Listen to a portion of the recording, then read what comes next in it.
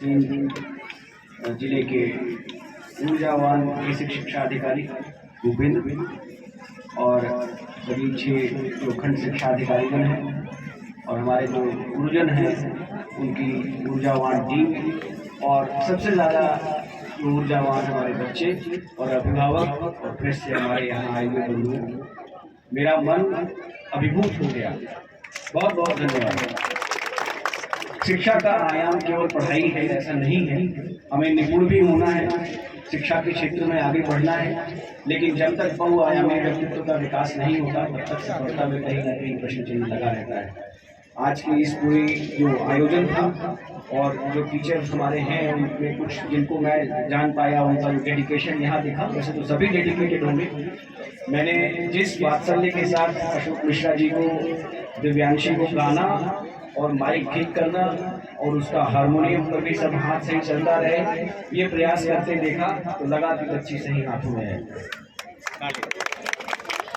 इसी प्रकार से भुलईपुर जहाँ मैं पहले भी जा चुका हूँ, वहाँ से आए हुए आशीष जी, उनकी जो ऊर्जावान टीम है वो हमेशा कुछ न कुछ नया करके दिखाने का प्रयास करते हैं और आज भी उन्होंने ये सिद्ध किया कि उनके प्रयास में कोई कमी नहीं है।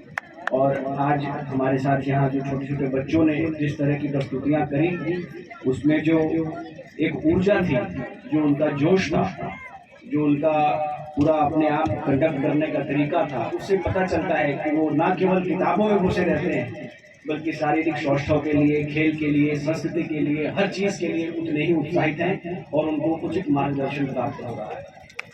मैं आपके जो इसमें आपका जो फिजिकल एजुकेशन देखने वाले शिक्षक हैं, मैं आपका नाम नहीं जानता, मनोज जी, आपने भी बहुत मेहनत करी है और बच्चों को बहुत अच्छे तरीके से ट्रेन किया है। मैं पूरे विश्वास के साथ कह सकता हूँ कि आज के इस आयोजन को देखकर ये कोई नहीं कहेगा कि हमारे ये सरकारी स्कूल के बच्चे, जिसको आजकल समाज में दोयम दर्जे की तरह देखा जाता है, आपके बच्चे किसी भी इंटरनेशनल स्कूल से बेहतर परफॉर्म कर रहे हैं। बहुत बहुत बधाई।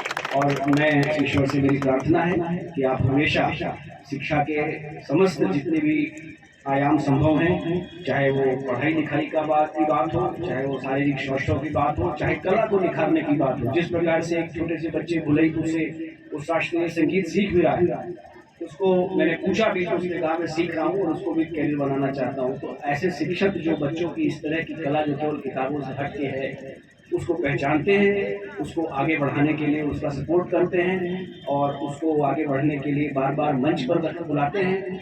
यही तरीका है कि हम अपने जो हमारे देश का भविष्य है उसके बीच से टैलेंट को निकाल कर, उसको निखार कर, और जैसे कहते नहीं हीरे को गढ़ सकते हैं, तो आप सब हीरे को गढ़ने का कार्य कर रहे हैं। ईश्वर करे आपके यहाँ से कोई नूर मिले। बहुत बहुत बधाई। और मैं इसके 26वीं जो हमारी ये जनपदीय क्रीड़ा की प्रतियोगिताएं हैं, इसके लिए आप सभी को बहुत बहुत शुभकामनाएं देता हूं और मुझे पूरा विश्वास है कि इसमें बहुत अच्छे टैलेंट्स निकलेंगे और हम मंडली नहीं बल्कि राज्य स्तर पर भी बहुत सारे पुरस्कार लेकर आएंगे।